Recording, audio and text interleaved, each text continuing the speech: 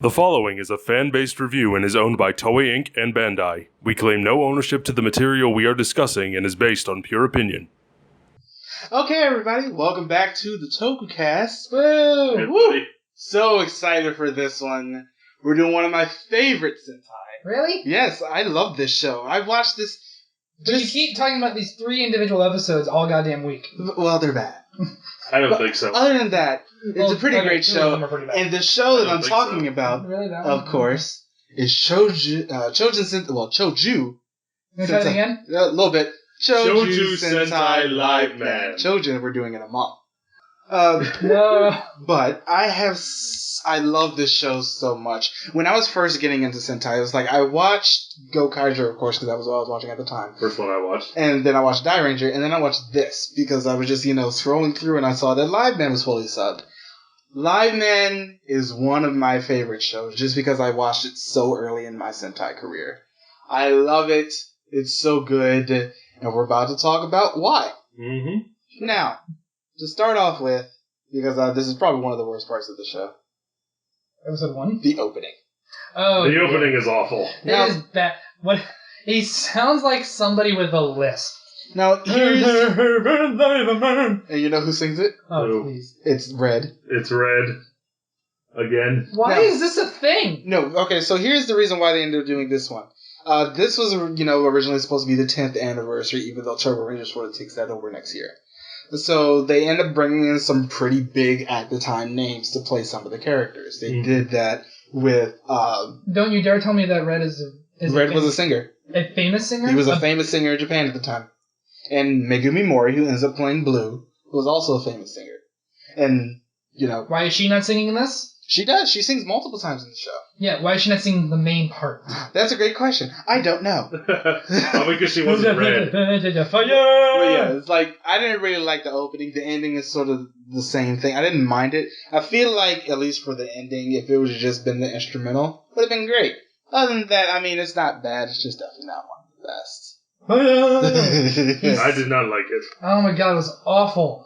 No, there have been worse. There have been worse. There have been lots of worse ones, but we will cover those later. But I at least for the opening of this show, it shows off everything very well. Mm-hmm. We end up getting, we end up seeing the three Rangers for the time period. And we end up getting introduced to those villains as well. Now, episode 1 starts off real racist, real different. That's one word. So they are at a science academy. How old are these characters again? Like early 20s? Yeah. Something like that. They are students at a science academy where they want to help, make the world a better place. Yes. And there are 3 classmates who, during a class, say, fuck this, we're out. Pretty much. Stand up and leave. That doesn't end up happening until a little bit. Well, that's pretty much immediately after they explain the science academy. Well, the whole reason they end up wanting to do is because they think they're a lot better than the things that they end up having going on. That's one of the things I really liked about the show was the villains wanting to use using their powers of their mind for evil, as opposed to for good. Yeah. And I like you have these gifts. What do you want to use them for? Do you want to make the world a better place, or do you want to make it a better place for you? Yeah, and that is like one of the main things. And that's one of the things I really liked about the show. It makes this show, especially because of the way that this show ends up starting off. It's so personal with this because in the first episode, as you said, these 3 end up leaving. Yeah, yes. And then the main 3 who become our Sentai are doing an experiment with 2 classmates. Which was the point of that experiment again? Was it the point of the experiment was to go ahead and make their bodies ready for these suits. The suits, that's what I thought. And there was an accident, and also one of their professors. And so the other 3 end up running off after, the bad 3. We know 2 of them. I know the main one looks familiar. Yeah, Kemp, who is playing Dr. Kemp, is also the guy Jin from Die Ranger. I knew, yeah. He was also better character in Die Ranger. Moving on. He was also we'll get there. We'll get to that. But it's like he was also one of the main villains in Flashman right before this. He looked very different. And the second one, the lady Menda, you definitely know her. Shima. Gata. Oh God, no. That's Gata from Die Ranger. Both of these actors are veterans. At least as of now, they both end up going on to be in Dairanger. And also, Dr. Hoshi is played by a former Sentai. He was the first Sentai actor to play a mentalizer. Yep. That's actually very true. And wasn't Dr.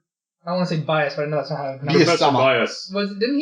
Doesn't he voice something? Alucard. Joji Nakata. I wanted to get to this later, but yeah, the main villain of the show is played by Joji Nakata, whose rap sheet reads like the phone book when it comes to roles he has played. He's one of the most prolific actors of both voice and screen over in Japan. He was in a couple of other Sentai before this, and he ends up voicing Alucard. He was Alucard in Hellsing. Yep. He was in Fate Stay Night. Yep. He's been in a bunch of stuff. He is in Zyuohger as the purple one. Azald. The blocky one? Yeah. Oh, wow. He plays it. That's his voice. Nice. I was like, wow. All right, so this guy is still really relevant. Now, so the fangasming is over with. Let's go back to the story. Okay, Daisuke Bond is his name, and he was Battle Cossack. Yes. That's who he was. Oh. Yes, he was. Oh, I forgot about that. But yeah, it's good to see him back. But yeah, going back to the story, these, so the main three, Joe, Megumi, and Yusuke. Well, the two friends, there was an accident in the experiment. They get thrown through the wall, but they're fine. Yeah. Somehow.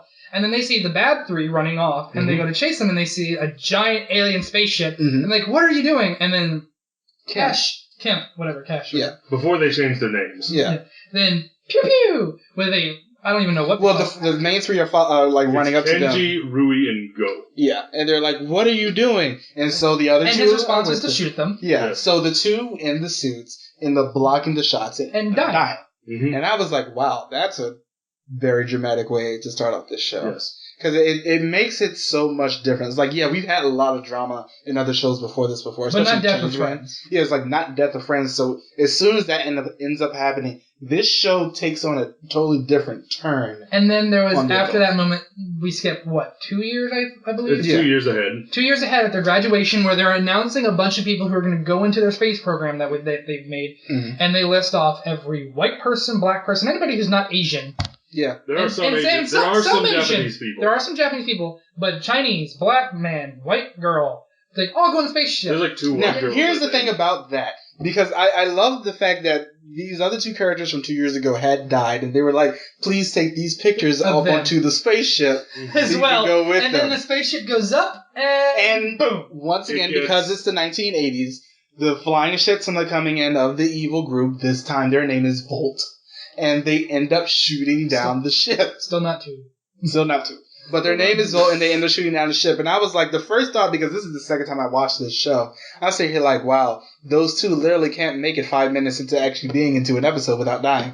The first time you watched it, where you killed the only black guy in Sentai so far. Thanks. Yeah. I was sitting here like, wow, you're doing great. Nah. But it was like, that ends up bringing it just down to such a personal level. Yes. With them.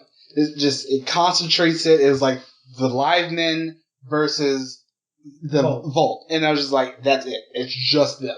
Speaking of the Livemen, the first time we end up seeing them transform is also in this episode. Let's talk about those suits. No. I don't really like them. Nope.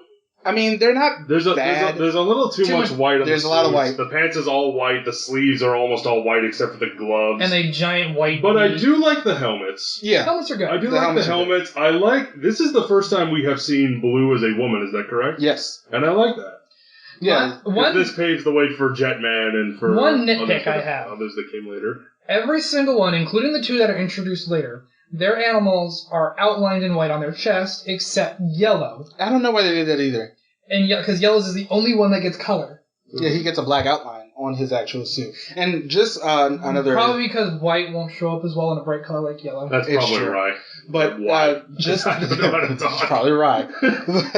Right. Just another thing that... because, as we end up... Because it's just the main three at the beginning. It's just Eagle, Dolphin, and Lion, which of course we end up seeing again in Hurricaneger. Looks better. And it ends up, this is a thing that they ended up following on from Sun Vulcan.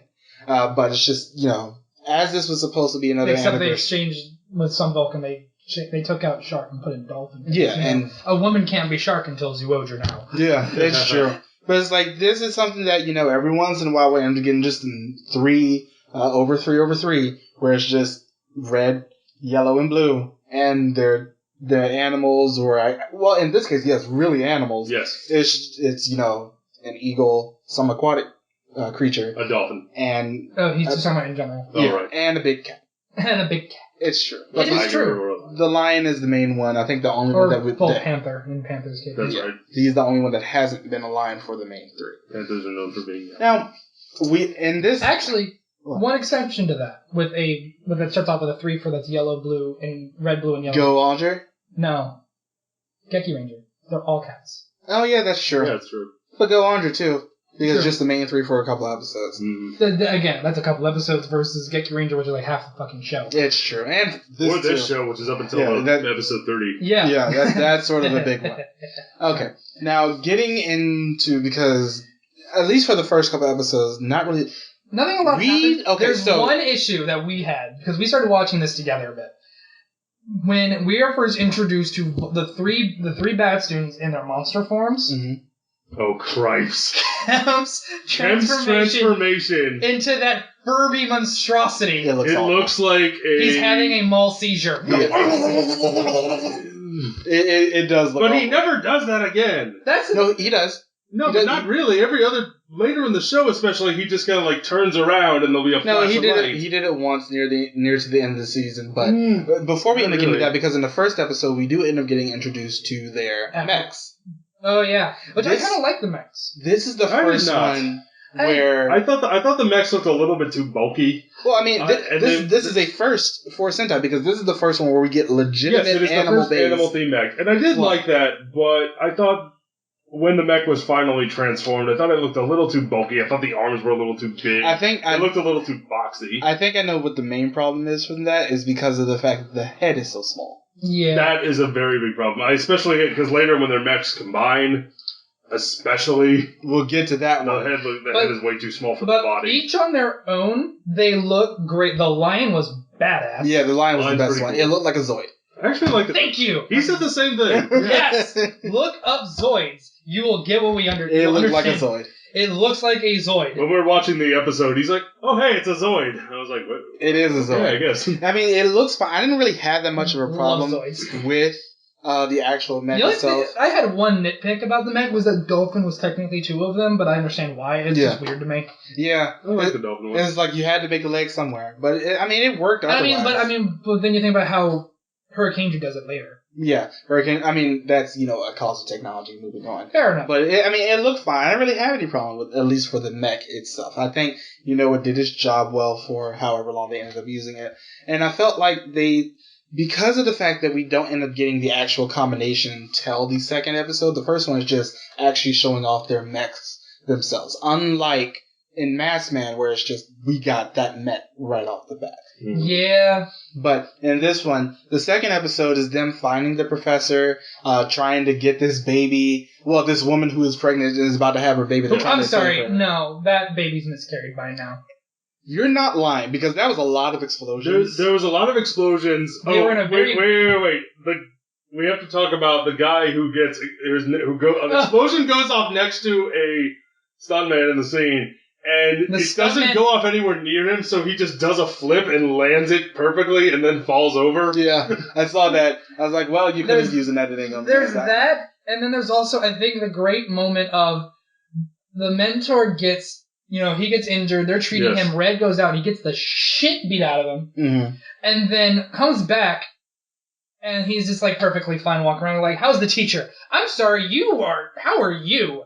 I saw what happened to you. Also, when they're blowing up Academia Island, Blue is riding on a bicycle. That was the weirdest thing. The first thing, it's like she's just randomly riding on the bicycle, and I just went Tenshinda! We're getting closer. But yeah, that was I would sit here why? I understand that that's her thing. They gave her the bike thing throughout the rest of the show, but I'm sitting here why? Where did you get that bicycle from? Yeah, legitimately, the rest of the island is on fire. Everyone is running away. Everyone's on fire. People are shooting at you. Where's the bicycle come from? One thing I was talking to him about was that they did a lot of camera work and a lot of shots that show how much carnage there is in this attack without showing bodies. Yeah. Cars burnt out. Buildings just inside out. Yes. It was very powerful. Yeah. I'll give it that. It was a great way to open the show. And then we have Blue riding a bicycle somehow. I was like, well, that just takes away. Okay. Okay. And then, sorry, that woman miscarried. I'm sorry, she just did. They found her under concrete. Yeah, they did. She was like under a slab of concrete. Concrete was like, on top of her. He was like, that and baby. Then the mentor's like, I will push her on the stroller thing away from the action. I'm like, I'm sorry, were you not just under an oxygen mask 10 minutes ago? But of course, then he dies off screen. And then he does die off screen. He helps her deliver the baby, but it's like, so where's the teacher? He died. That is the last we ever see of him. Yeah, that's basically it. But I mean, like, and they were never heard from again. Just the way that they end up starting off this show, I'm sitting here like, y'all did that amazing. It was just like everybody. That's the other thing. They set the bar high. They did, and a lot of times I just went, "Where was that?" It's like we'll talk about this more near the end, but Liveman sort of does this up and down wave thing. That's sort of how it ends up going. Now, one of the three that end up going on to the ship, at least the evil three, Go, who was a very good friend of Joe, who was yellow, and we'll talk about. Go is the little one, right? Go is He's the one with the big bow tie. That was what I wanted to point out. His goddamn I'm a magician, I promise bow tie. But in episode 3... And apparently his need to not be a human being in any way, shape, or form. He ends up coming back in episode 3 where it's just like the others are making fun of him because Menda, who is, she ends up turning her body into a cyborg. Yes. Kemp has the power to transform. Finger guns. To be a cyborg. She has five finger guns, a gun in her elbow, and a gun in her hand. Yeah. It's like, you're just a walking armament. And she also glued Katana's fans to her back. Yeah. It's like, I love the way that they make the villains look. They don't look... When Go first transforms and he has like the fangs, but he still has a human body, that freaked me out. Yeah. That was terrifying. I said this a couple times to him, but I feel like if you were to ask David Lynch to direct a Super Sentai series, that's what it would some of the stuff you see and that works on in this show is what you would see. Yeah. And the weird thing is because, as you just said, it's like once we get to episode 3, Go ends up coming back because the others have made fun of him because he doesn't really have like anything that really makes him stand out. Except for his knowledge. Yeah, he ends up coming back and sort of ends up making this, I guess, this serum that ends up making him turns him into a monster. Now, and what he says after he turns into the monster is great. Yeah. Because, I don't remember the wording exactly, but it's like, I am now something better than human. Yeah. It's like, this monster form is better than what you are. This is why I deserve to rule you. Yeah.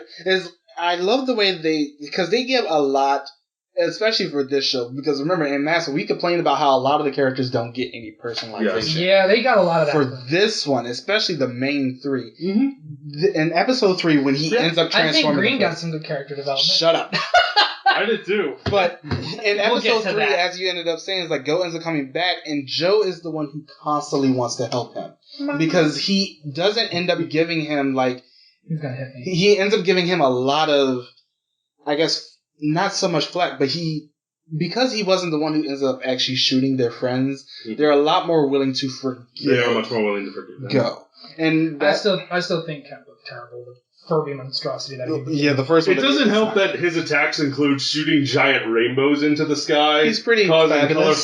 He is fabulous. But it's like with Go, Joe is literally like he ends up tricking him, and this is something that they end up coming back to much later on in the series as well, where Go is being attacked or something like that, and Joe is like constantly helping him and carrying him around like the woods and everything, trying to get him out of harm's way. Mm-hmm. Because he legitimately cares for this guy, and he doesn't... Because he saw him rescue a puppy. From the ocean when they were still in school. But he understands that Go isn't a bad guy. Mm-hmm. He's just very susceptible to what everybody else. He's misguided and easily manipulated. He's very misguided, and this ends up... When we end up getting to the character studies, because I feel like this time we have to focus on the villains a little bit, just because they honestly have a lot of personality in this one. It's like the opening line before every episode is, "Friends, why did you sell your soul to the devil?" Yeah. It's we were friends, we were working to make the world a better place. Mm-hmm. Why did you use your gifts for evil? And there are constant amounts of flashbacks throughout this show. Yep. Yes. That shows like how close they were. Still think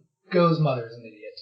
well, we'll get to that. She was the worst. It's not the first time I've seen a character like hers in any, whether it's an anime or a tokusatsu or anything like this. She's not a good character. But we end up getting, Go ends up transforming into Dr. Obelar. He ends up betraying Joe.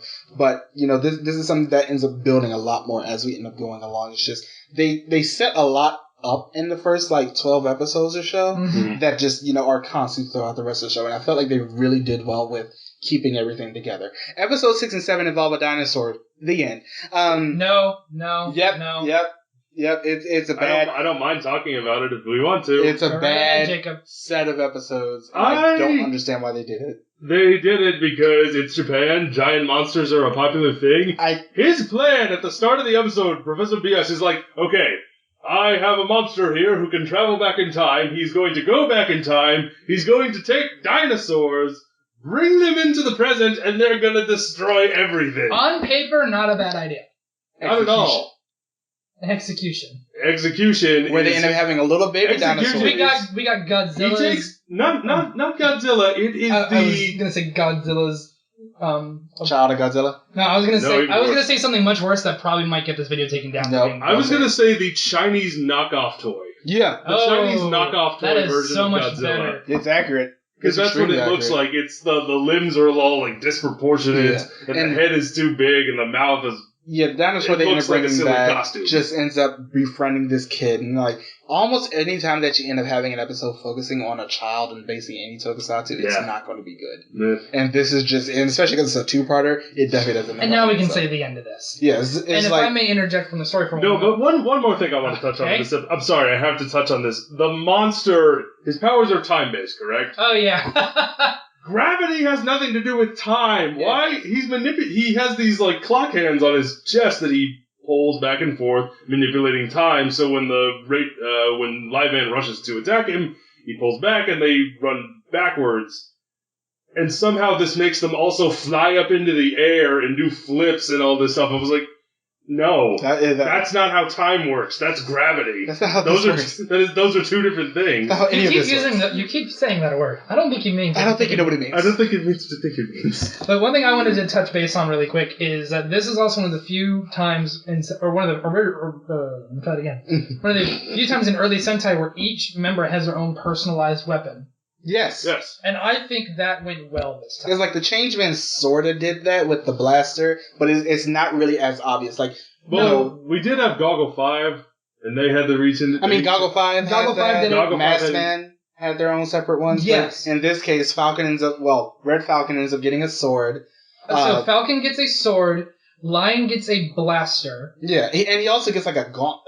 Oh, yeah. The lion claw. Yeah. Dolphin gets a bow and arrow, which I think ended up looking really good. Yes. First time that I think this is actually one of the first times that we do end up getting them having an extra bow and arrow, especially after Yellow 4 from Bioman. It's this is I believe it is the legit first time where they end up having a bow and arrow. And then later, not yet. Okay. We'll get to them as soon as we end up getting to those episodes. But getting back to the weapons really quick. They're okay, but they kind of look like toys. My biggest problem is that they look a little too plasticky. Especially dolphins, because it's the fluke of the dolphin. But it's just, it's. And I get that. I also, if I remember, those three combine into. They do. Which is nice. It's kind of reminiscent of... it ends up becoming a thing in Z-Ranger. Yeah, which I think is really good. Everybody, at least for the first couple episodes, we could say this. Everyone ends up getting their own, at least up to episode 11. Everybody gets their own focus episode. Yes.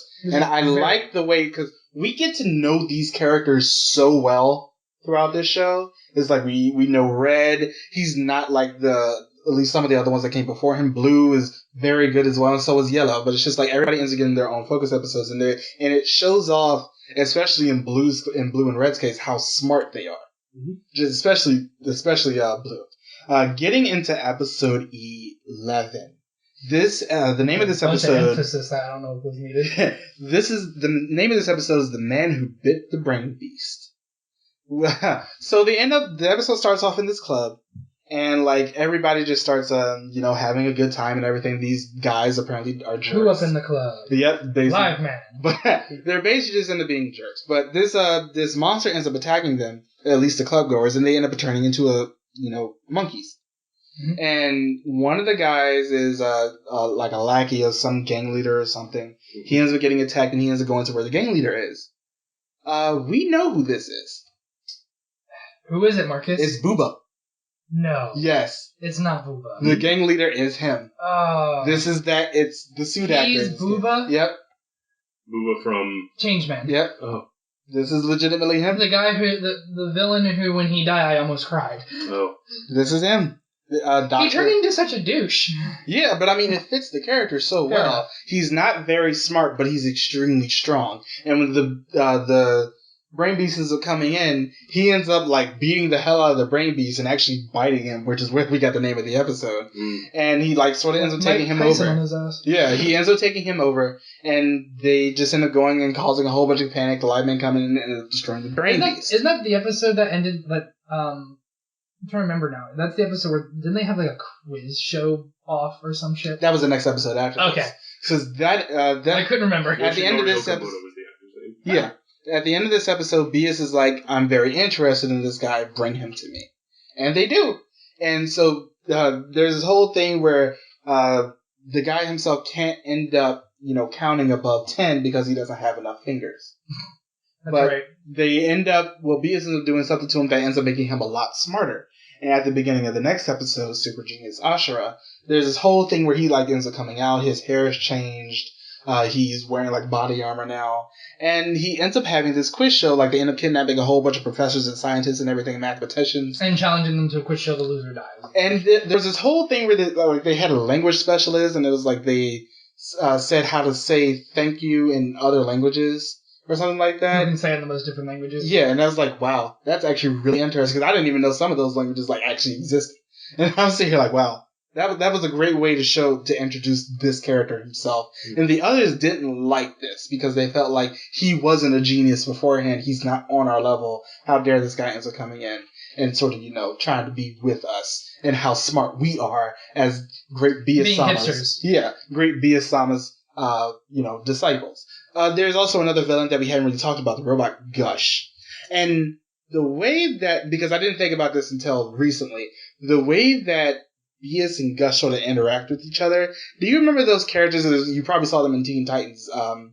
Monster Mala and the Brain. Mala and Brain, yeah. Yeah, it's like, it really reminded me of the two of them. And I was like, wow, that's legitimately their relationship. And Gardner Gash is also he makes the monsters bigger. Yep, he makes the monsters grow.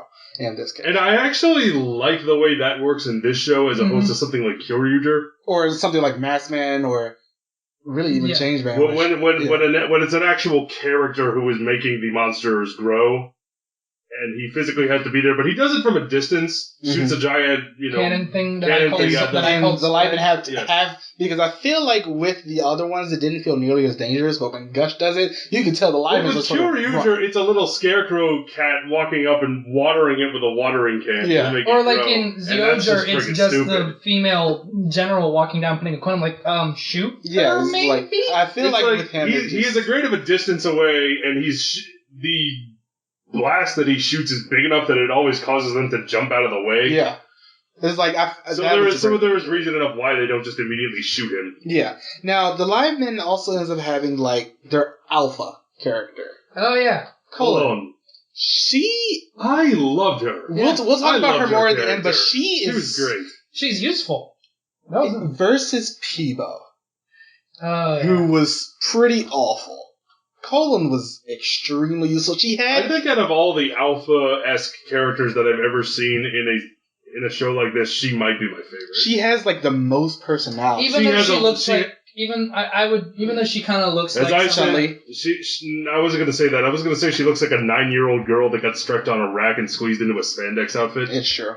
But it's like a fetish rub. She was extremely good. Her head is a little too. Once again, we get into the category of her head is a little too small for her body.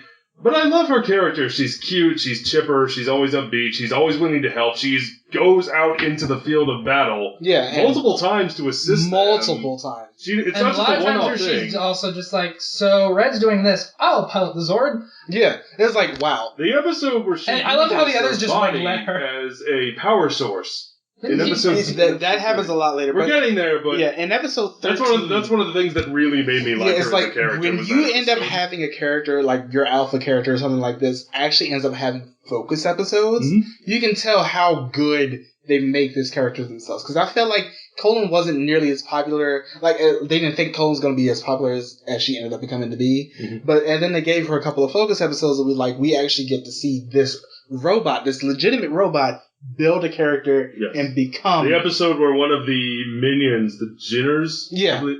In disguise as a human, falls in love with her.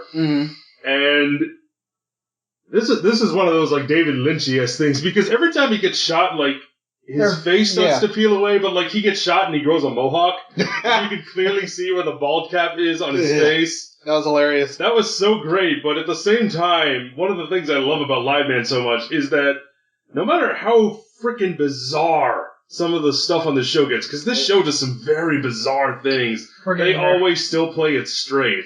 Yeah. And it's still played with the right level of emotion. It's never played for camp. Yeah. And that's one of the things I really liked about it. Yeah. There are a bunch of episodes they get to camp the hell out of. But it's just like...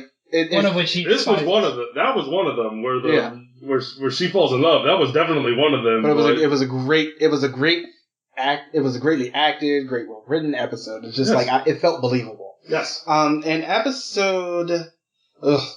episode 18, there's this whole thing where Bias is sort of mad at Menda because she won't end up giving up her emotions. And she sort of has them locked away into this bottle or something like that, and she uses that to create a brain beast of herself that Joe ends up falling in love with later on. But it takes him a little bit, but they don't sort of believe that it is not Menda because it looks just like her. I felt like I had to mention this episode, even though it was sort of just a filler episode, because there is this one scene where the monster's name is Rie, but they gave her their own, all of Magenda's, positive emotions, like her love and everything like that. They make it, there's, at the end of the episode when she ends up getting destroyed, Magenda's, laughing and trying to, laugh it off and everything. But she, starts to cry for a moment because, Rie is literally a part of her. Yes. And there goes all of her positive, happy emotions. She's no longer allowed to have them. And there's a single tear. That's crazy stuff. It is that. I mention it just because that was a really, even though it was sort of out of left field, it was a very strong way to give more personality to a villain character. And I feel like with Menda, they do it the most in this show, whether intentional or not. Now, in episode 19, 20, and 21. This is a 3-part where we finally get to meet Go's mother. Go ends up creating a character, or a monster sort of out of his own body that is, it keeps trying to make everybody study. But after a little while, the monster ends up going off. He falls into the mud or something like that. No, he gets knocked into a roller coaster. And he ends up I don't know what this is. I've never had legitimate fun before. And it's this monster is all of Go's insecurities and his longing to want to have a normal childhood. We end up getting flashbacks from his mother just constantly making him study. There's this one scene where these kids are playing outside of his window or something. They're running around, and Go just throws his little paper airplane outside. He just laughs at it, and his mother comes back into the room. It's you don't need that. You're going to be a lot better than them, and just closes the window. And I see here wow. You are legitimately awful. This is legitimately all your fault. That all the stuff that happened to him did. Now, he ends up de-transferring from Dr. Oblora. They end up sort of blasting him or something like that. He ends up de-transforming. He ends up running back out to where his mother is or her house because she hasn't seen him in a while. But he ends up going down to where apparently his lab was. Because this is after he gets kicked. He essentially gets kicked out. Yes. And he's trying to redeem himself and he takes this, he takes a weapon of a newly introduced villain. Yeah. And use it with also the ability of a new monster of the week, which was the regeneration one. And he's trying to use this, it's a dagger. I don't care what they call it in the show, it's a dagger. It is a dagger. No, he calls it a sword. Thank you. It's a dagger. And he makes himself even more of a monster. and he starts screaming in pain. Mm-hmm. Like he is yelling, and it just sounds bad. And the live man hear that. Yeah, they're at his mother's house. Yeah. And they kind of knock, they kind of go to the door, and they're like, "Is that Go?" And she blocks the way, and she's like, "I knew he was gonna be special. I knew he was gonna be special." And they're like, "Move." Wow, you're legitimately awful. I'm like, and no, they're like, "Ma'am, move or we will move you." And then Go moves her for them as he barges out the door, turning into a monster. Like, this is what you turned your son into, by the way. Yeah, this is legitimately your fault. Now, the other members of Volt end up sort of making a clone of him out of another brain beast. And he looks almost exactly the same, but these two end up fighting. His mother ends up coming in and like tries to stop them and everything. And then they shoot her in the head. No? Yeah, and then they shoot at her. The copy of him ends up shooting I got at hopeful. her. And they end up beating the copy, but Go has basically at this point permanently turned back into his normal human form, but he has amnesia. Just, I guess, from all the stress and everything like that ends up happening to him at this point. This is especially for, I guess, sort of mid-season, getting rid of a villain, especially one that has such a personal connection like this. It's like the live men are a lot more willing to forgive, at least up to a point. Mm-hmm. That's because they know who these people are. Yeah, especially Go's. Like, they really feel like, mostly because of Joe, that Go was much more of a tag-along for what ended up happening. It's like he wasn't the one who ended up shooting the friends. Like him and Menda, they're a lot more willing to forgive than they do for Kemp. And it was such a good way to end up moving this villain out and moving these other two villains. And the way that they ended up sort of making Go at least go away for a little bit, it was very well executed. Mm-hmm. That Liveman has a very good way of at least making you care for these characters, and that makes it very, very good for this. Now, as I said in the episode beforehand, there was another villain introduced that was an alien, and I love how you put alien in quotation marks. Because it's correct. It's legitimately quotation marks. That was in episode it's either 18 or 19 where that villain gets introduced, and episode 22. With his dagger. Yes. And at episode 22, another villain gets introduced as well. They end up introducing these two. They're sort of, at least one of them is a complete and utter idiot. It's Gildos, who's like the much more serious one, and Bucci. That they're aliens from another planet that Bias has brought in because, he feels like the main... This is a trope we see repeated throughout. Yeah, at least for these throughout Tokusatsu. But for these two, like, Bias feels like that the main three, Ashura, Menda, and Kemp, aren't doing as well, so they need to have some sort of competition. And this is where the competition of the 1,000-point brain begins. Who wants to be my apprentice? That's basically exactly what this ends up going It's just a fucking game show. It is, but it's a lot more sinister than that, and we know why. Sinister? Yes, sinister. But... And, Bucci's sort of an idiot. I mean, he's smart in his own way, but he's also sort of an idiot. He's, like, basically musically inclined. The first time we end up seeing him, he and the guitar monster that he's with are just going around. He's, like, roller skating and everything because it's the 80s and things like... It's like... The 90s. Yeah, well, the 80s. But it really wasn't that good. Sure. But, I mean, you're right. It wasn't... Sorry, that was my fault. Yeah. No, that's fine. 88 to 89. It really wasn't that bad. Now in episode 27, this starts like a 5 episode part arc. Shut up. Of this show. It's more like 27 to 30. Well, yeah, it's much more of a 3 because shut up. No, that's not what I was gonna say. Now Kemp has been working on this robot for a good while. Mm-hmm.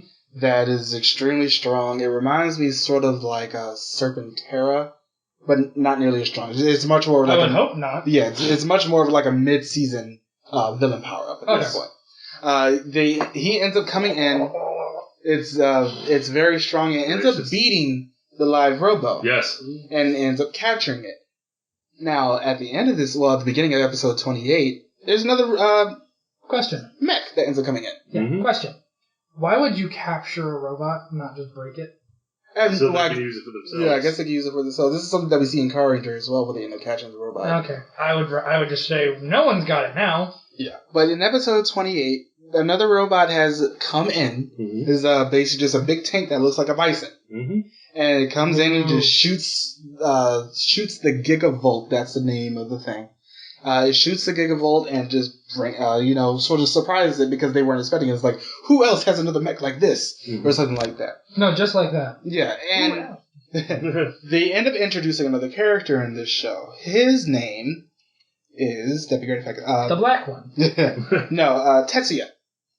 And he is the younger brother of one of the boy who was shot in the beginning of the show. Now, here's the weird thing about this, and this is the problem for the next character as well, because we end up meeting the younger siblings of these two characters beforehand. Mm-hmm. The reason why they ended up bringing these two characters in and their mech is because Liveman wasn't selling as well as they wanted it to. Oh. So they're like, we need a boost in sales. So more Sentai. So they ended up bringing in two more in episode 28 and 29 with Tetsuya and Junichi, who is Black Bison. The younger brother of the girl. Black Bison and Green Sai. Sai, because for some reason Rhino wasn't a word then. But yeah, America hadn't come up with it yet, apparently. Whatever. But they end up bringing these two in. Language. And they don't end up getting like the actual suits until episode 30.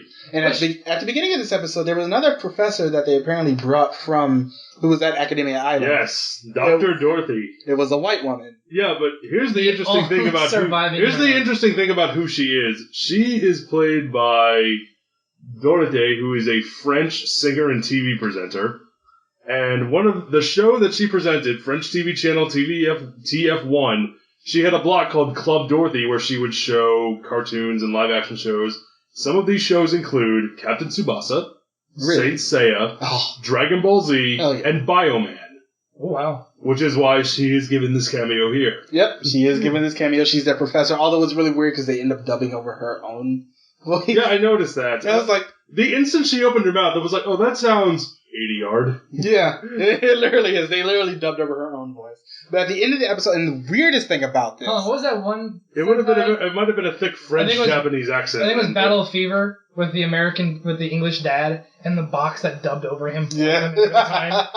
That. It basically was that. The weirdest thing about this episode, because they don't initially at least the main three don't want these two to end up joining them because they feel they're just a little bit too young. It's like, we're going to end up letting you go ahead and join us because you already have that personal connection with these villains as well. Mm-hmm. The weird thing is how they end up giving their suits, where Yusuke just ends up holding his hand over their wrist, and suddenly they have the bracelets and everything. And I'm sitting here like, okay, but for a series that has been so grounded in technology that these characters have built themselves... I'm a magician. That doesn't make any sense. It really doesn't. I'm sitting here like, how in the world did you end up... no. But okay. But episode 30 also has one of my favorite scenes in the entire show, which is where Cologne uses her body as a power source. Yes. To power up their mechs so that they can combine. Now, they end up getting another mech in this live boxer, which is basically just a box. I'm not lying. But it's literally a box that just goes and boxes them. But Cologne ends up using her body because they can't make it, like, for some reason, Live Boxer has been knocked down. It's been damaged by the Gigavolt. Yeah. So they can't really end up doing anything with it. But Cologne ends up using her own body as a power source. And I was like, wow, that's some literal self-sacrifice for this show. Yes. Like she does survive. But she does. I'm just like, wow. I love that scene. That was such a great and powerful scene, especially for this show. But we ended up getting another first from this episode as well. Combining Zords? Our first combine. Which I think, in terms of what they were given to work with, it worked pretty well. Especially because this is such a an anterior decision for this show. It's like it came so late. It's like we have to do something to make this bigger. Mm-hmm. It's like, so they end up doing it. We end up getting our first, like, this is probably one of the biggest things in Sentai, besides what ends up happening in Zoo Rangers. Like, we get our first combining mech, which is, a thing for every season after this. Mm-hmm. And I was like, wow, that's actually... I guess it's not the worst way to do it, but it was a last resort, and for what they were given, it wasn't. And it worked. It was a Hail Mary that they caught. Yeah, and the weirdest thing is they end up... As I mentioned before, not a big fan of the mech design, but really glad that this happened. Yeah, and the weird thing is, at least about this mech, they make it so overpowered. Yes. They really do. They really do. Every single time it ends up coming in, it's just like, hey... We're done. Boom. Right. Okay, we're buying. Okay. Why do we even bother making the monster bigger? It's true, because it just ends up It getting really destroyed doesn't, by because it happens so fast. Every time they bring it in, it's just like, okay, bang, you're dead. Yeah, it's like that ends up happening. And now we move on to episode 35. No. Episode 35. So episode 31 happens, and... Okay, so the monsters are seeing their scoreboards. And the two aliens realize they're it's like, oh wait, we're really low, we gotta play catch-up. So they create a vagina monster. It's a monster that looks like a vagina. It's a Venus flytrap, but yes, it looks like a vagina. And it shoots Green with a laser, and he gets pregnant. Green, Marcus, what do you think? You have been in this show for 3 episodes, and you already pregnant. You whore. What is wrong with you, man? Come on. 3 episodes and you're already pregnant.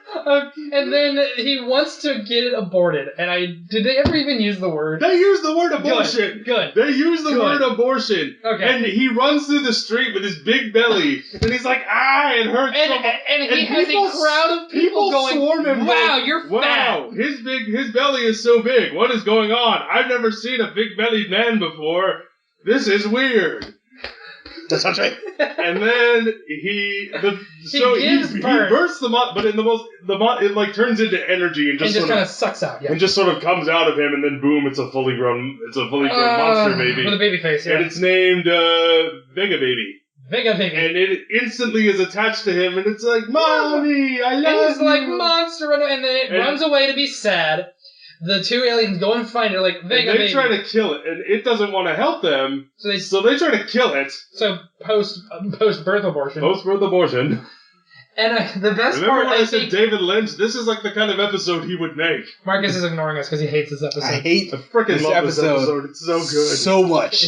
It's so bad. But the best part, Junichi finally accepts him. He runs, but they are about to embrace. 2 swords into the armpits. Well, it's like but then it cuts and they're in his back. Yeah. But you can clearly see that he cut them under his armpits. It's like.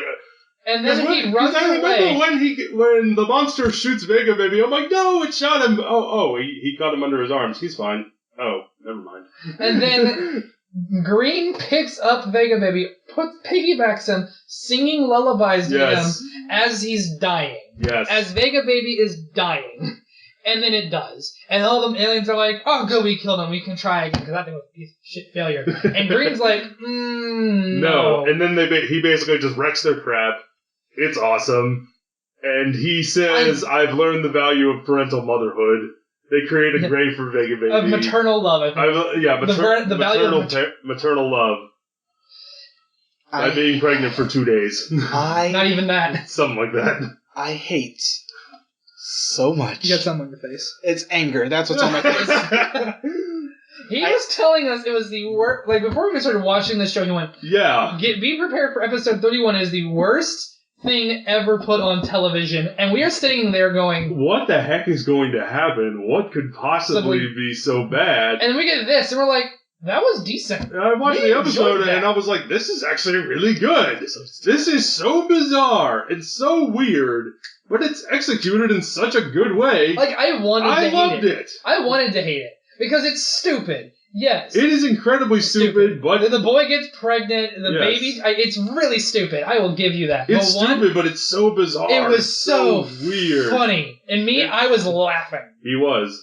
Just the moment where the group of people going, wow, you're fat. Then he runs away, and then they're like, we're going to chase you and call you fat some more. Yes, they chase him down the street. It's so strange. Come on, you gotta admit, that was funny. I hate it so much. Now, moving on to the... can we talk about 31 some more? No. Episode 35.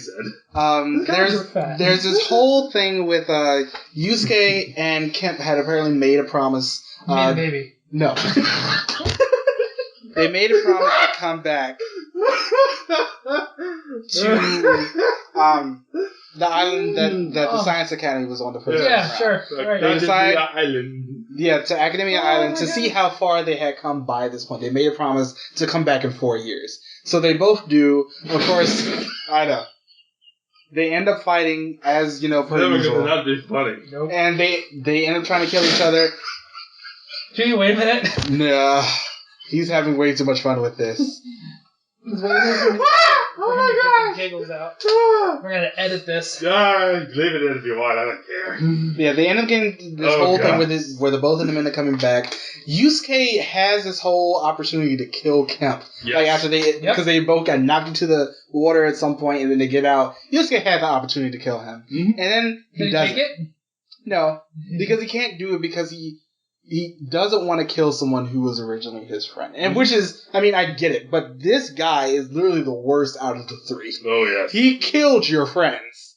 He legitimately killed them. He's the one who pulled the trigger. He's legitimately the one who pulled the trigger. So I'm sitting here like, why would you not do it? And then he ends up getting, Yusuke ends up getting attacked by him, and of course the other live men come in, and everything is fine. In episode 37, we're skipping episode 36 because not really much ends up happening in that episode itself.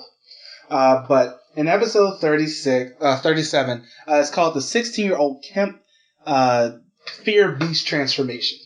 Now, Kemp is, once again, their scores are up on the screen. Kemp is at the very bottom, like 350 out of 1,000. He ends up going into this clam or something underwater. And he ends up retreating back to once he was a baby, and then he ends up aging again to a 16-year-old. Mm-hmm. And Megumi ends up finding him first. And this Kemp doesn't end up knowing anything about anything. He's a very stuck up kid. So you can sort of tell his personality hasn't really changed because everybody was always telling him, you're going to end up being amazing, you're going to be in this great thing. Yep. And he got a really big head about it. There's one scene where Megumi slaps the hell out of him after they're both knocked into the water. Yep. It's like, oh, I understand that you were trying to date me and everything, but I got to focus on my studies right now. And Megumi's like, come back to reality, because no, we just got attacked, and Kemp is like, okay, I understand. I'm not the best person, and he gets that. And I like how we end up showing that Kemp has been the only one that has been the most unforgivable throughout the season. Yes, I like the fact that this episode, even though this isn't Kemp himself, humanizes the character. And then he ends up going over to, Megumi has a cut on her head or something. He ends up going over to with his handkerchief. He looks at her watch, and what time is it? It's 3:50. Hammer time. No. 3:50. It's 3:50, and that ends up triggering his memories and everything. And he ends up turning back into the older Kemp, but he ends up having another. But does he have a seizure? A little bit, yeah. Okay. He ends up transforming into the Fear Beast version of him. Oh yeah. Which is creepy as hell because it has a face in his stomach. Oh god. And I was just like, nice. Ew.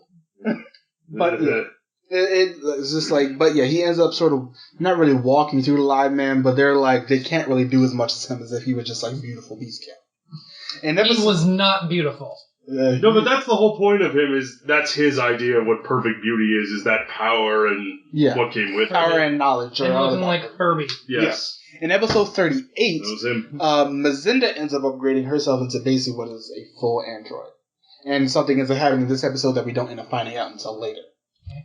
But in this episode, she ends up getting just a whole bunch of rockets, like a knee rocket, the 5-finger gun, double elbow guns. When she can kneel down, a rocket will shoot out of her back. It's just she just completely... She turns into RoboCop. She does end up turning into RoboCop. She completely upgrades herself. And as I said, she ends up doing something that ends up becoming a lot more prevalent later on. In episode... just as a side note, episode 40 is Megumi and the Jewel Thief, where Megumi ends up finding this jewel thief who's so charming. He's sort of like Lupin. Yes. He's extremely charming and everything. He's getting this ruby that Mazinda wants. Mm-hmm. And it's a good episode. Turns out he's robbing it to save an orphanage. Yeah, it's that's why he's like a Robin Hood. Yeah, he's legitimately like a Robin Hood. He's a good guy. I like that episode. I did too. It's it was a filler episode, but I felt like it wasn't. That's one of the things I liked about Live Man is there was filler here, but the filler was good. Some of the filler episodes they're actually really good. Yeah, it's like this one. Like this one, it was good. The Cologne episode from earlier is just they have a lot of good. Cologne or Cologne?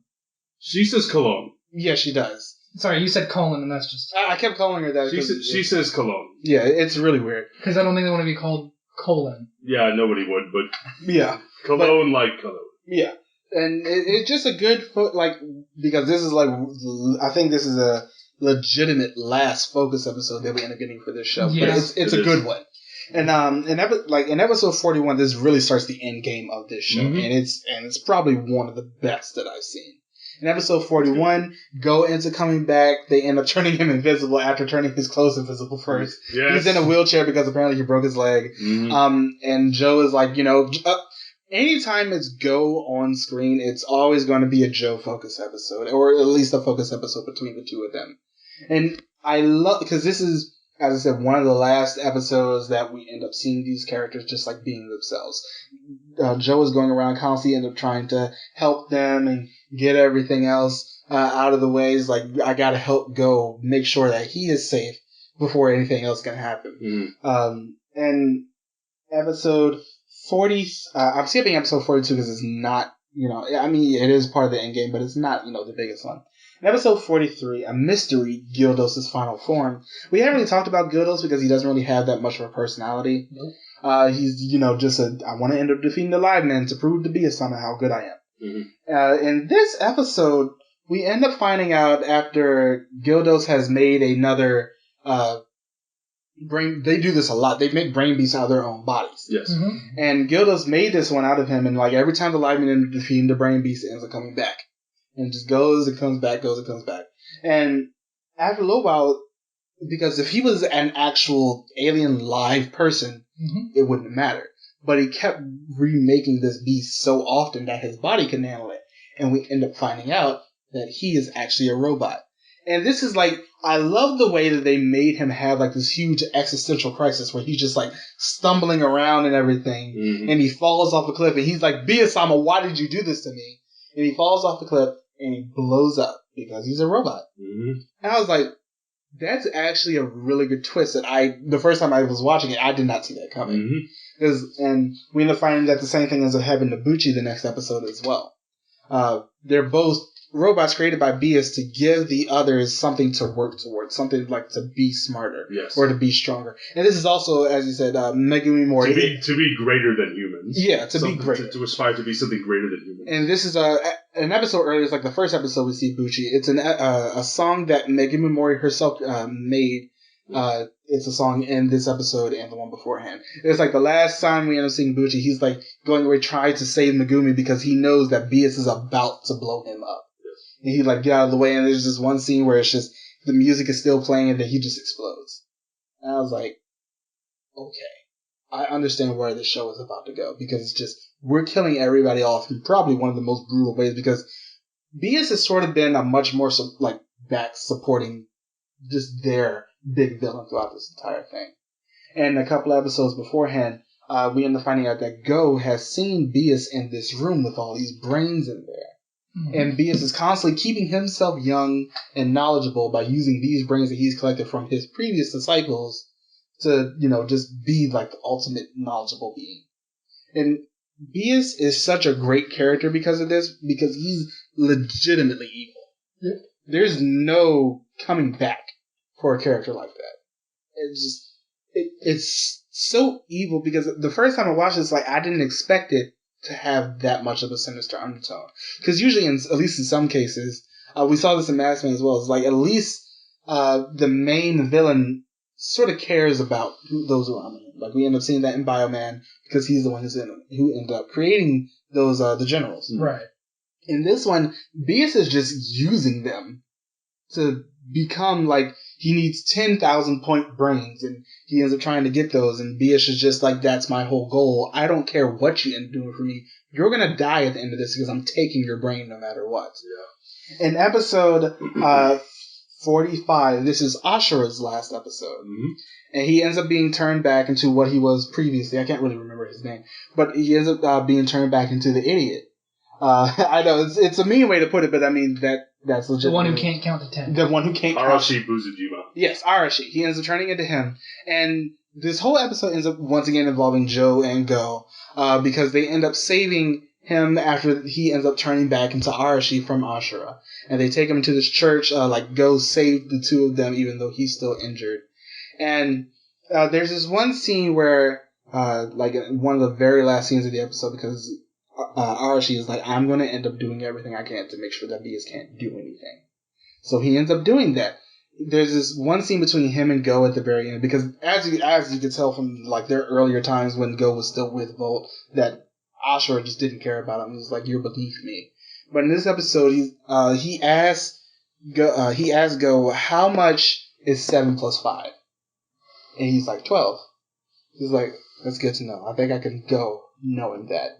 So he goes out to the monster and he ends up blowing it up by strapping himself with dynamite. And like, I think that was the first time that we ever get to, like, we talk about self-sacrifice a lot in this show, with Cologne doing that to power up this ship, well, the other robot. It's just like, he literally sacrificed himself to make sure that BS could be stopped, at least for the moment. I was like, that's a great way to make this character go out on. Yeah. Because he always prided himself in his strength and everything else, and he went out strong. I loved it. And he went out knowing what 7 plus 5 was. That was his whole goal, because that was one of the... Sorry. Yeah, I mean... I don't mean to ruin the mood, but... No, I mean, that's a legitimate thing. That was one of the first questions that BS asked him. He was the idiot gang leader, and simple math wasn't his forte. Yeah. And in episode 47, I think episode 47 might be the best episode of this show. Because Mazinda ends up getting to the 1,000-point brain, and Kemp is, like, breaking down on the ship and everything. And Mazinda ends up going out, like, making a dream version of herself to bring back, like, the ghosts of these other monsters that were killed beforehand. The Livemen go out and fight them. Of course, they can't do anything because they're ghosts. But Go is there, and he ends up telling Mazinda, is like, the only reason that Bias is keeping you around is to get your brain. And, like, she ends up waking up from the chair that she was sitting in for the machine to make that her dream self. And, like, Bias and Gush are just standing right around her, and she, like, gets away. And there's this whole scene where she is just running through the city, and Gush is just, like, walking like Jason. Like, trying to catch up to her. It was so threatening. Because she was just, I don't know what to do right here. Like, he's coming for me, he's going to take in my brain. And I was like, just the way that it was like a 5-minute scene of her just being constantly chased throughout the city. I was like, wow. If you could feel that tension. It's like the opening of Black. Yeah. It really is. It's like, you felt her desperation to get away from Gush so he couldn't take out her brain, because he just had this long knife in his hand throughout the entire thing, about to just carve her head off. So, like, more like Michael Myers instead of Jason. Yeah. Well, I mean, either way, you're dead. Yeah, it's like but, as I said earlier, Mazinda had turned most of her body into a weapon, and she ends up turning her brain into a weapon as well. So, Bias can't get her brain because it's not organic. It's a computer. And he's just pissed. At this point, he just gets so upset. He's upset at Go, he's upset at Mazinda, and Mazinda ends up getting blown up by Gush, like, right off a cliff, and she ends up blowing up. And it's, once again, it's like, the way that they end up getting rid of these generals at the very end is just great. It's like, it doesn't feel like, something that just has to happen at some point. It's like, this feels like a natural story progression for this. Which is one of the show's strongest aspects, is its natural story progression. It's like, everything just feels... Everything happens for a reason. Yeah. There is nothing to... If there is a filler episode, there will be at least one moment where they'll try to shed some light on a character's personality. Yeah. And it wasn't... You didn't really get that feeling of, we've reached the end of the season, we still need to kill off this amount of people. It's like, this is going to happen eventually, but this way that they did it all along. Yeah, it was part of BS's plan the entire time. And at the end of this episode, like, Kemp has just been there, and he just, like, goes off in, like, maniacal laughter and everything.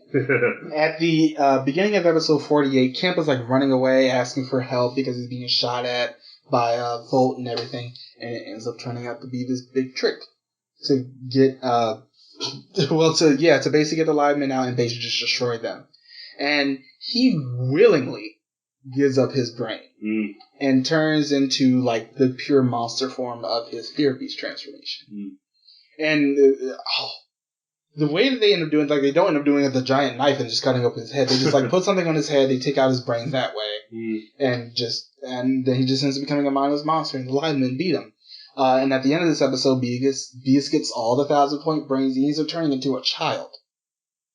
And yet another very bizarre turn. Yeah, it's like, it felt weird, but at the same time, it felt like, I can see where this is sort of where he was going. He wanted to be young again so he can get all that more knowledge. And then when he gets back to that old age, he just does it again. Yeah, it's like that's the whole point for him. Again. And there's this one scene where it's like Blue Dolphin ends up finding him as the kid after he's been beaten for a little bit. This is episode 49 now, isn't it? 48 and 49. Yeah, because I remember that scene in 49. The last 2 episodes. Yeah, it's like, and Beast has Kemp's brain in like this little ball, and that's what he uses to shoot lightning. Shoot lightning and everything.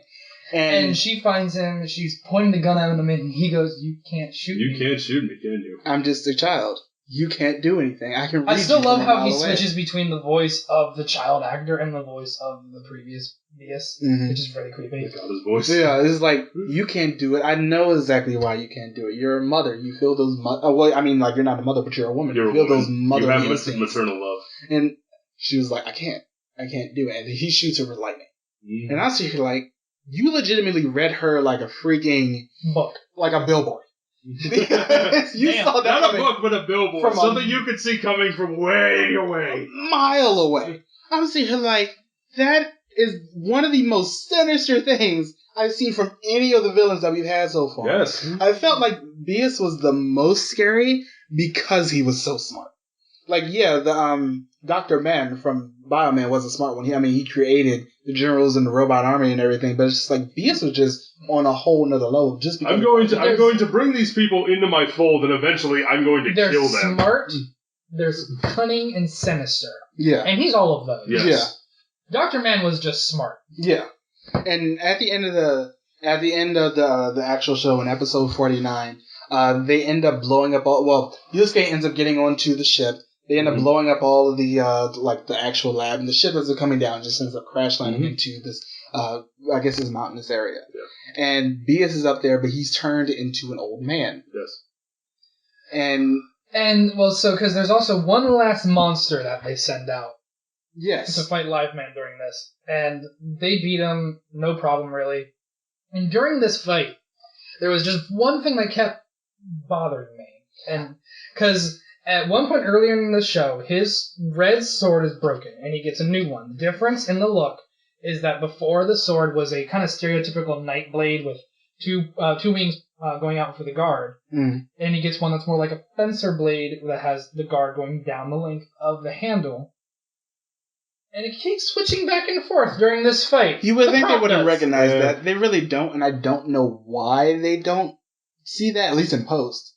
It's just, that was really weird. In post? Why would you do it in filming? Here, let me take... That means they gotta cut, take his sword, give him a new one. You know what it could have been? Scheduling for the shots. They could have shot part of a fight during a certain time, and then like weeks later... And a change ended up happening, and gave him a new sword or something like that. Maybe. But don't do that. A note might have got lost. Toei. Not again. No. Don't do it again. No. But I love this last scene because Beast has turned into an old man, and we didn't really talk about this, but in the episode beforehand, it's like he ends up mind controlling everybody up to a point where they sort of end up bowing to him and everything, and this includes the other livemen besides Yusuke, because at this point he's already on the ship, he's already immune to it. But they end up like bowing to him and everything, and there's this one part of the episode where Cologne is over there trying to make them come back to their senses, and she can't because they're just basically overwhelmed with Beast's mind control and everything at this point. But after everything, Yusuke ends up bringing the shit down and stuff like that. There's a scene where Beast is an old man, and Gush is over there sort of like holding him and everything. And Beast is hallucinating. He's like hearing all these voices saying Beast on. And he's like, Gush, do you hear that? And Gush is like, yeah, this is... They're cheering for you. Yeah, they're cheering for you. I was like... Damn. Yeah. I feel no sympathy for Beast, but I'm sitting here like, wow. That is an amazing way... To take him out. To end this show. And the ship is just blowing up around them and everything. It's just... It's the first time that a villain has not only lost in the battle, he's lost in his mind. Yeah. He knows he's done, and the guy and Gosh knows he's done, and they're just like, all right. And that's what made me think of the brain in Monster Mala. Yeah, because of that. Monsieur Mala. It's that was. I can still hear him there. Yes. Do you hear the voices, Monsieur Mala? Yes, sir. It's like sure I do. That was great. And then after the place ended up blowing up, Gush's head ends up falling out, and because he's been videotaping everything throughout the entire series, and he plays. Oh that's the last scene in the whole show. And they just go, "There's nothing beautiful recorded here." Yeah. If only they actually looked around and saw what this beauty has to offer. This beauty. All I can think is, did they leave, or did they literally just spend the next several hours, however long it took, just watching all that violence unfold? It was like, because if they did, that's freaking creepy. Yeah, in this case, there's no they walked off into the sunset. Because at the end of the day, nobody won. Yeah, it was just everybody on the villain side has died, except for Go. He's still safe. Yeah. It's just but everyone else is just, they were so manipulated by this insane old man that there was no hope for them at the end. And it was just, Liveman does very well with, as I said, making you care about these characters. I loved everything except episode 31. Everything about this show. It's just so good. And we're not there. Let's talk about the characters. Okay. Yusuke. Red. Great. He was great. I like that they gave him a lot more personality than just a leader. He's a little bit narcissistic, because there are a couple of episodes where he's like, "Hey, the girls all love me and everything." Yeah. And they're just like, "No, we don't." But he's sort of a comedic character. He's narcissistic. He's kind of a jerk, but you understand why they follow him into battle. Yeah, it's he's very different from somewhere, say, Red Mask, where he's just the leader. Yes. It's just he's the leader because the plot says so. Yeah, Yusuke is the leader because Yusuke who ends up proving himself throughout the rest of the show.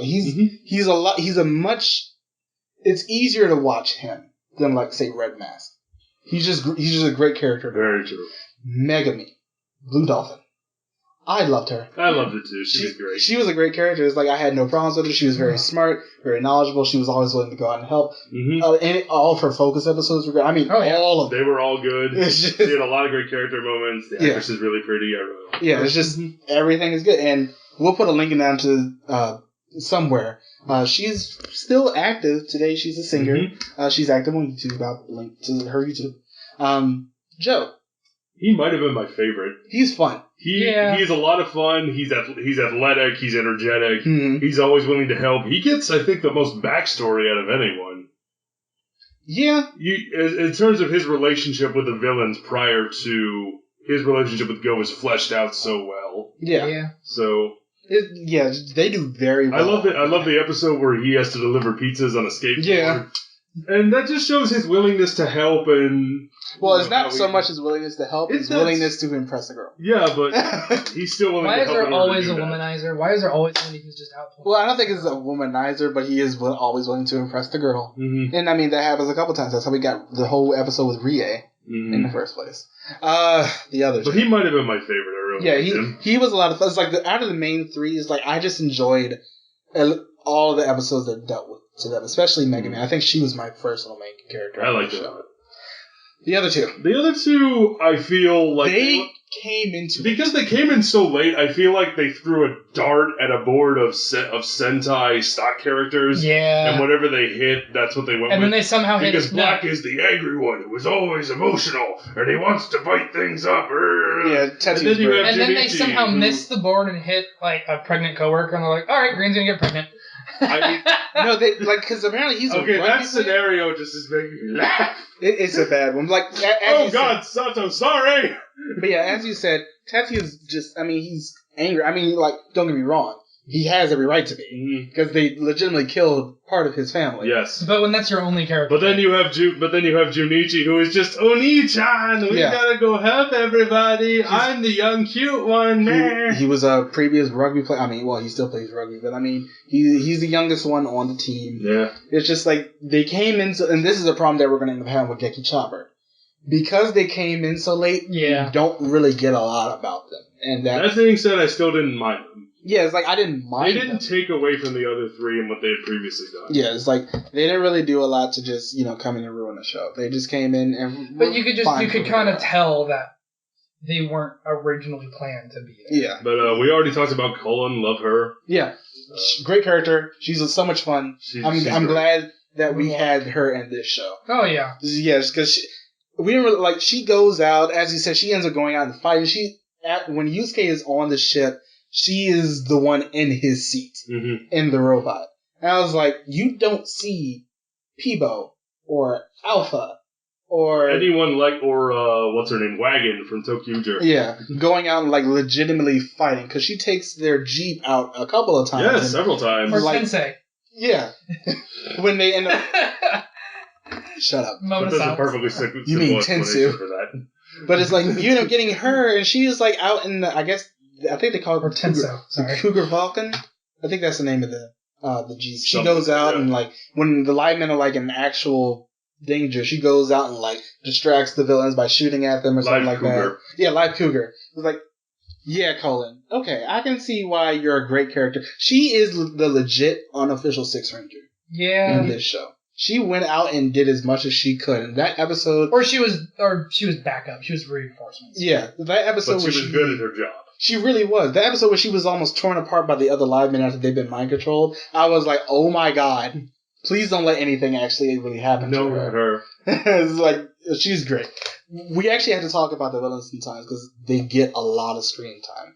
Some people will complain about this because I know some people complain when they doing it in Geki Ranger as well. But Kemp, that guy, he does so much to try to be the best for Bia-sama. Mm-hmm. He's the one who's most devoted to Bia-sama. Senpai, notice me. Basically, that's legitimately what he is. But he ends up being, once again, betrayed. Like, after he ends up getting his brain taken, for some reason they still have voices after they're just brains. But he ends up like... subconscious. Yeah, he's like, I want to go home. He's like, you realize it's legitimately already too late for you. You gave everything up to this man after you cracked and just went insane over the last few episodes. Just Kemp was the one who had the most and yet the least to prove at the same time. Like, we already understand how evil you are because you shot these two people in cold blood at the very beginning of the show. But you, as someone who ends up having to prove yourself, you just had so much to try to do, but at the end it was all for nothing because you gave up everything for this man who cared nothing about you. But I guess at this point he was already so brainwashed that he had nothing else to live for. And they do a really good job, and I can definitely attest this to the actor himself because we know how good he is. Mm-hmm. It's just they do a really good job of showing his characterization, how he ends up growing over the course of the show. Even though this is the same writer who did Masked Man, they do a lot better with characterization. Bazinda, a lot of her monsters end up having to do with emotions. And you can tell, like, as we said with Rie, she's very, after a certain point in this show, she gets a little bit melancholy.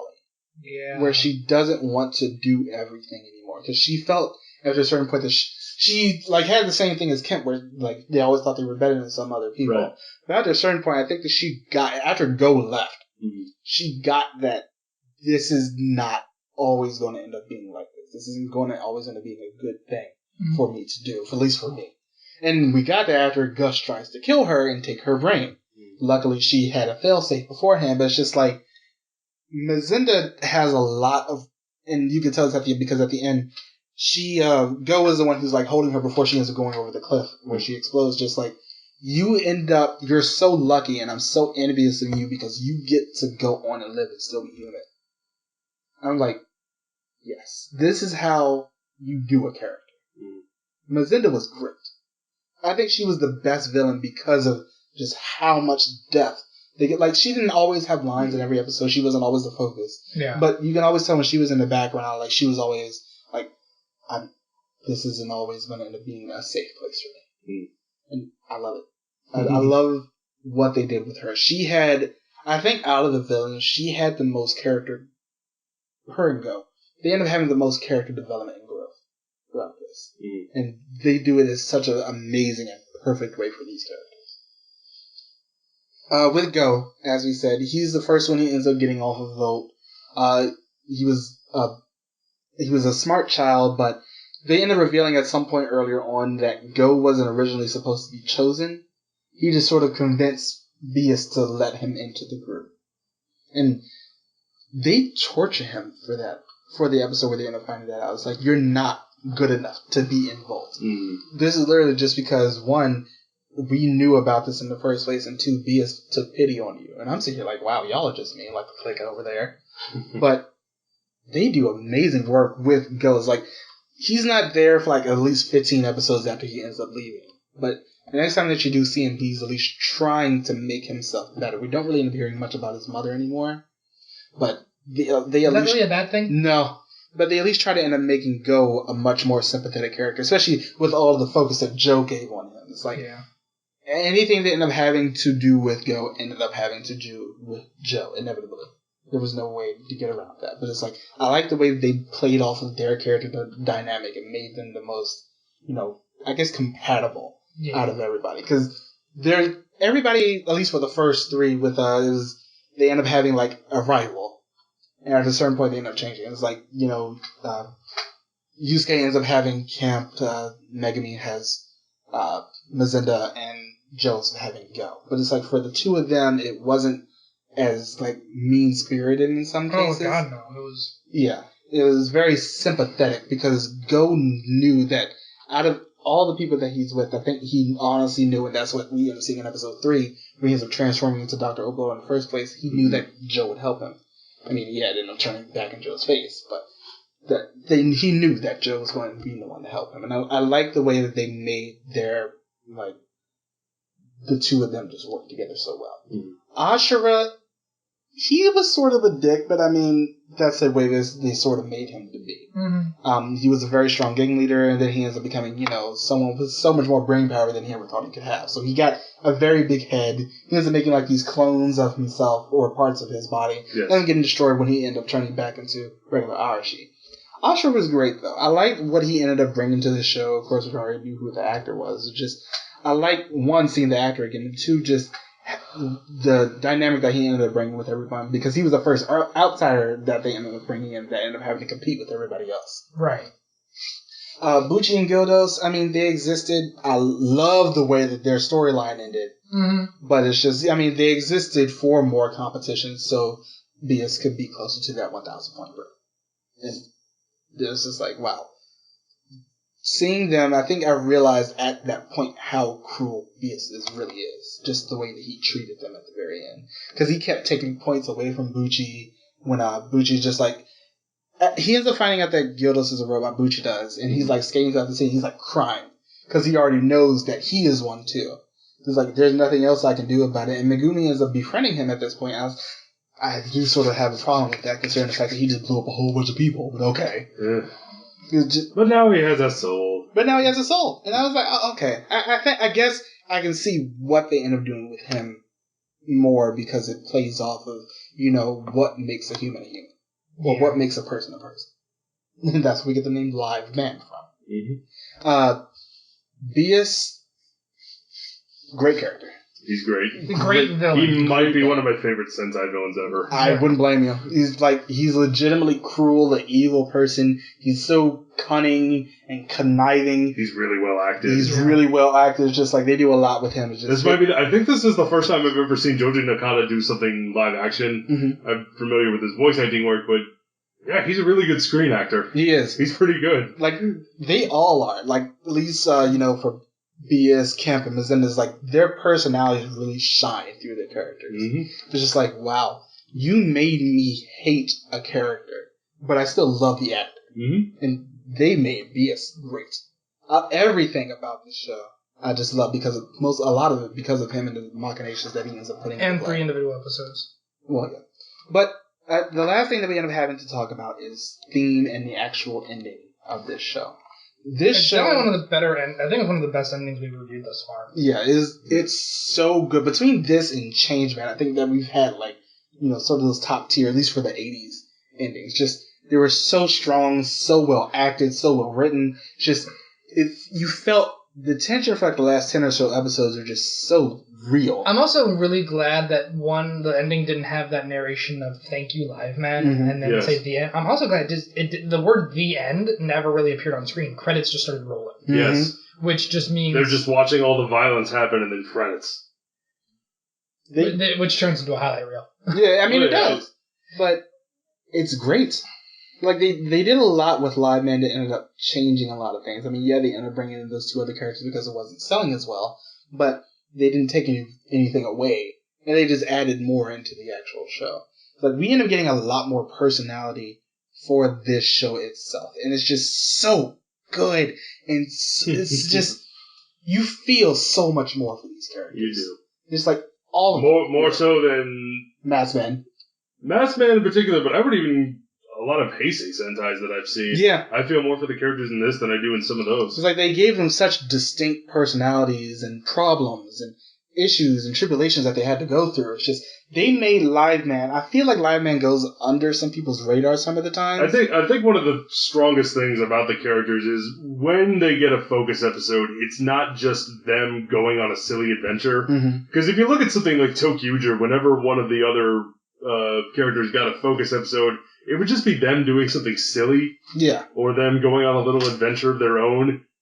It wouldn't always bring to light a side of their personality that we didn't see before.